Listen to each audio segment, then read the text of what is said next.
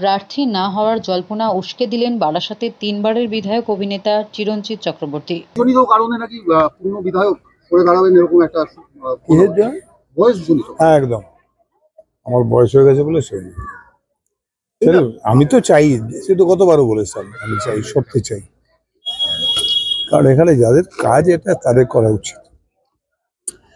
যারা পলিটিক্সে ইন্টারেস্টেড, যারা পলিটিক্স করতে চান, যাদের কাজ এটা, যারা ইন্টারেস্টেড তাদের করা উচিত। এটা প্রথম থেকেই বলে আসছে আমি, অবশ্যই এটা আজকে নয় 11 থেকে বলে আসছে। আমি এটাতে ইন্টারেস্টেড নই, আমি যে কাজগুলোতে ইন্টারেস্টেড সেটা করতে চাই, এই আর কি। আপনি গ্ল্যামার জগতে ফিরে যাওয়ার ইচ্ছুক? ফিরে যাবো আবার, আমি তো আছি যে বেশি করে আরো সেই জায়গাটাকে সময় দিতে চাই।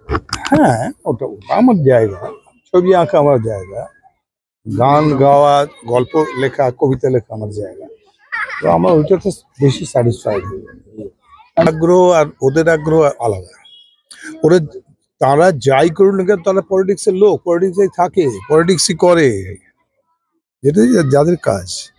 আর আমার কাজ সিনেমা করা, তো আমি সিনেমাতেই চাই। আমি 15 বছর এখানে রইলাম, মানুষের সঙ্গে মিশলাম, তাদের ভালো মন্দে রইলাম সঙ্গে, এবং ডেফিনেটলি তাদের আমাকে হয়তো পছন্দ হলো। প্রথমবার বোধহয় চিরঞ্জিত সুপারস্টার সেই জিতেছিল, কিন্তু দ্বিতীয় তৃতীয়বার তো তা হবে না, কারণ ডেফিনেটলি আমাকে একটা যাচাই করে নিয়েছে মানুষ নিশ্চয়ই। তারা বাজে লোককে, ফালতু লোককে তো ভোট দেয়নি।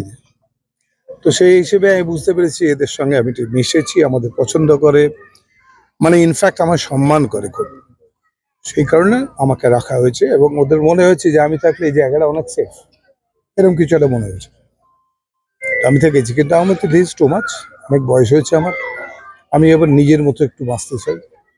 Bureau report, Durnibar Bangla news.